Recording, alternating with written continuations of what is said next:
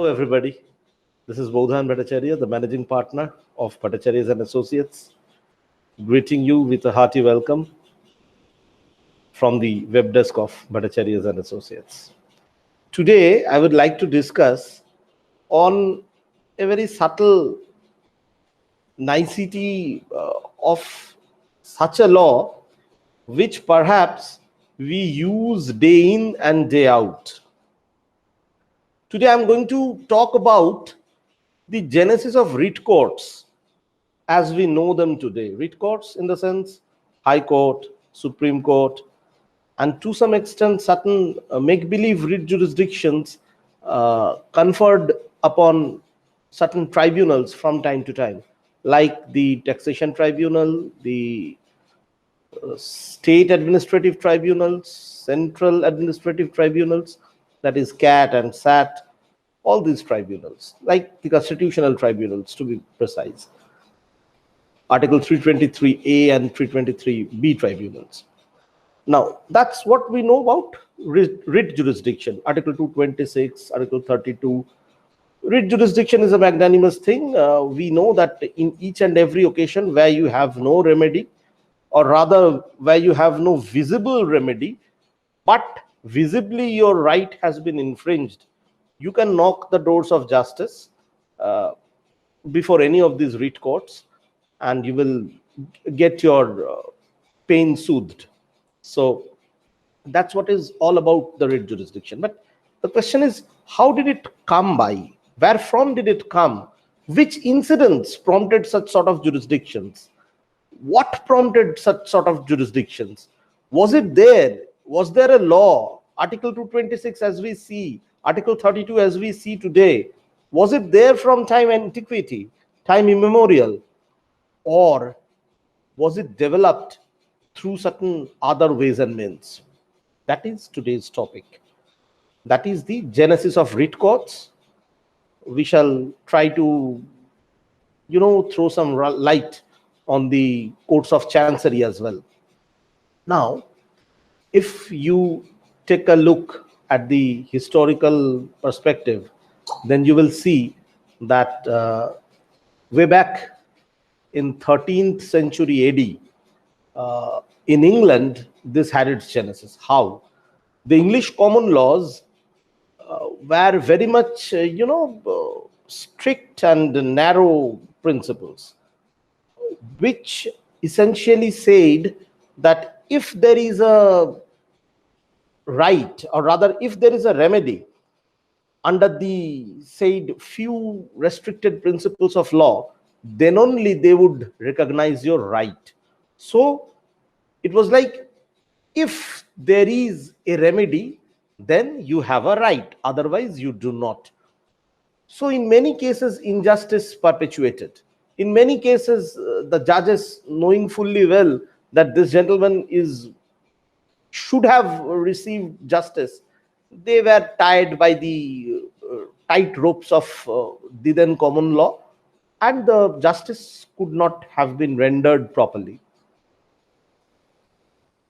In order to redress such a situation, the king formed a new court known as the Court of Chancery, where he appointed Lord Chancellor.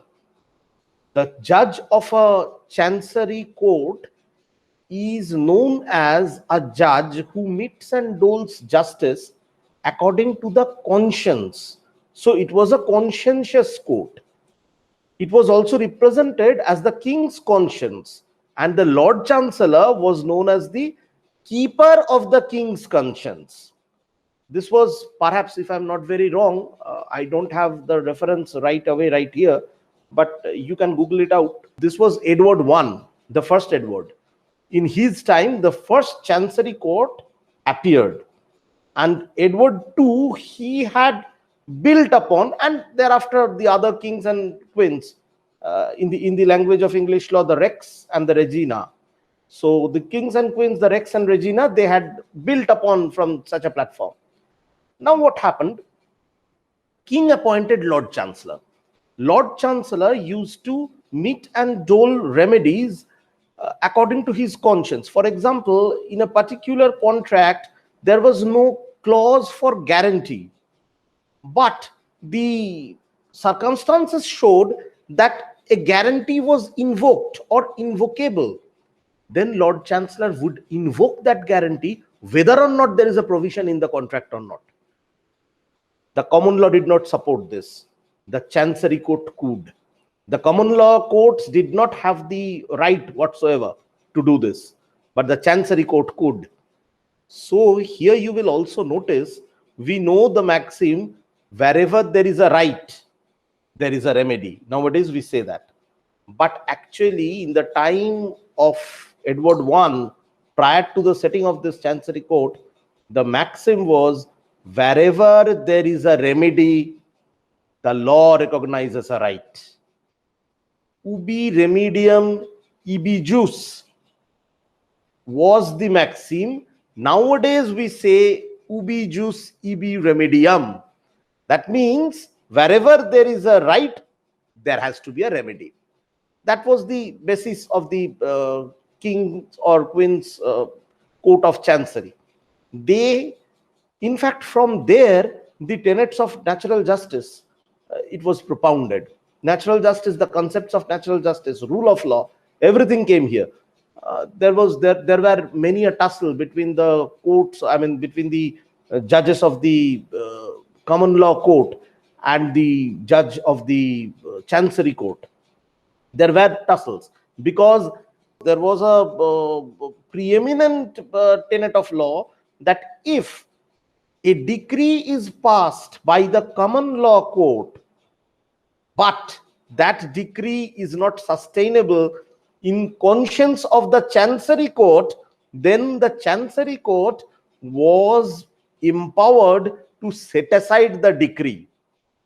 So in practical world, what happened, a person, a litigant, if he is displeased with the decree of the common law court, he had the choice to go before the Chancery Court and urge the Chancery Court, Lord Chancellor, that my Lord Chancellor, the decree passed by my Lord Justice such and such in the Court of Commons, that is the common law court, is devoid of conscientious law. It is against the conscientious law. It is against the human conscience.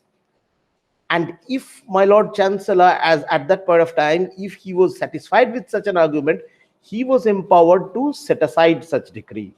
So now what happened, since the Chancery Court had in some way an overriding effect on the Court of Commons, that's the common law court, disputes also started arising. The very famous dispute was between the god of common law as we know him now, Sir Edward Coke, and Lord Ellesmere. Lord Ellesmere and Sir Edward Coke, they did not share a good rapport. Now what happened, Lord Edward Coke, he had climbed up in the judicial ladder of common laws, while Lord Ellesmere, he was the Lord Chancellor of England at that point of time. In Courtney versus Glanville, Coke had ordered a person to be imprisoned for committing certain deceits. So he had ordered that person to be imprisoned. Lord Ellesmere, he had set aside the decree of Lord Coke and said that no person should be bereft of his own personal liberty over a civil wrong. So that was something which Coke did not tolerate. So there was a cat and dog brawl that took place. Ultimately, Sir Edward Coke, he was actually uprooted from his judicial chair, and Lord Ellesmere, he prevailed over Lord Coke, and ultimately the king had intervened, and the king came out with his official sermon that legality and niceties of law is always very fine, but since the law is made for subjects, the subjects should have their personal liberty in place. Otherwise, wry words of law, they simply become meaningless. True, of course, true. Because had this concept not been propounded or promulgated, today also we would have been serving the letters of law, and law wouldn't have been serving us. So that would have been really a blunder, had there been sticking to the letters of law while the spirit of law was comfortably lying on the deathbed. So that's what it is. Now, kindly juxtapose the Indian perspective with this Victorian monarchy or the Elizabethan monarchy or the English monarchy, which had bred this system or the ecosystem of legality. If today you look at Article 226, or for that matter of fact, Article 32, you will see that the courts, especially in 226, have plenary power. Plenary power in the sense they can interpret laws, they can at times supplement and complement the silences of the statutes to make it pro bono, to make it uh, conducive to the public policy. We see in the writ court, right from the year 1930s, we have seen there had been a proposition and there had been a inclination, writ courts getting into the act and awarding compensation. The first thing that comes into my mind is Rudul Shah versus State of Bihar. That was first of its kind, where a person was granted perhaps 30 or 32,000 rupees compensation for the purpose for the guilt of unlawful imprisonment or wrongful imprisonment. Then you have Bhim Singh versus State of Jammu and Kashmir. Same. You can see that the person was once again compensated in the jurisdiction of 226, Article 226. Now, thereafter, there had been various MC Mehta cases where we have seen for environmental disputes and for the harm that has been done to the environment, industries and government and all those stakeholders alike, they have been penalized by the court, and they have to suitably compensate the public exchequer for that matter of fact. So this broadening, this maturity or coming of age of the judicial system was possible because that day in the 13th century AD, somebody in the court of King Edward I had thought that spirits of law is different from the letters of it. The letters of law are drafted to cater the need of the society. It should not be so rigid or it should not be so unchangeable that the subjects of the law, the society perishes, but the law flourishes. That should never be the case. So the letters of law should serve the spirit of law. And that is how and that is why chancery courts came into being. And from those chancery courts, you see, you can very well understand the keenness or the familiarity, the similarity of the chancery courts and today's writ courts. Today's writ courts will obviously they will barge into and they will interfere, and I say very ably interfere, very correctly interfere into all the matters that concern the public, that concerns the public policy. So they actually act as a good check. They actually act as a formidable check which balances the system. Had it not been so, it would have been fatalless. The law wouldn't have been serving people today. The people would have been serving law, not the other way around. So in order to put things in its proper perspective, in order to put things where they should be, that is why we say equity and writs, they go hand in hand. One who seeks equity must do equity. So even if the Shylock's contract for 1 pound of flesh is a justifiable and a justified contract under the dry letters of Contract Act or that of common law. There are two parties, both capable, both mentally matured, competent to contract. There is a consideration, there is an event, money changing hand, whatever it might be, but the Shylock's contract to that 1 pound of flesh is not conscientious. Today's court would have simply come into the point and say, look, my dear, your contract is not conscientious.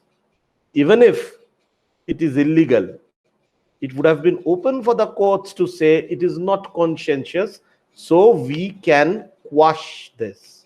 And this basic power flowed from the courts of Chancery, which have now strengthened the hands of the writ courts, even in the Indian backdrop. So that is basically it. As far as the Chancery courts are concerned, they were the forefathers, in my opinion, of the writ courts. Obviously, the common law courts also issued writs, but those were very much dependent on the letters of law. Had there been no sanctity of the statute, a common law court could not issue a writ. But the Chancery court, on the other hand, could very well issue writs according to its conscience. And that is what today's writ courts do. You just need to show that there is an illegality. It doesn't mean the illegality has to come within the four corners of law that governs the dispute. It can be any illegality, anything, because anything illegal is illegal, whether there is a law or not. That is not the question. For example, if today you are given a notice of show cause, and within 1 day you are supposed to answer it, and you cannot answer, an adverse order is passed against you, you go before the court. Had there been no equity, the revenue would have, or rather the respondent sides would have pleaded that, see, the law says there should be a notice, I have given a notice. The law says there should be some time to answer, I have given a time to answer. The law says if that person could not answer within that stipulated time, you will pass an ex parte order. I have passed an ex parte order. There is no illegality. But the court will say, yes, there is illegality. When the court is acting as the court of equity, when the court is acting as a writ court, when the court is acting as a court of conscience, then the court will say, yes, there is an illegality, because serving a notice of show cause is not enough. You have to give that gentleman an opportunity of being heard. That is the main issue. You have to give him a reasonable opportunity. You have to give him such an opportunity so that he can make use of your show cause notice. You serve him a show cause notice, give him a day's time. That is not practical. That is not reasonable. There lies your illegality. Let the provisions of the statutes go out for a dash. But here the provisions of statute is not the be all and end all. Here the reasonableness of the opportunity becomes the parameter of legality. So that is why the question of natural justice comes in again, which is a handiwork of those Chancery courts that we had right from the 13th century AD. So that is it. That is how we connect our dots today. And that is how you see today's writ court has got its power. And that is how our constitution is drafted. And that is how the whole legal ecosystem functions. And that is why, and that is how today the law serves us and we do not serve the law.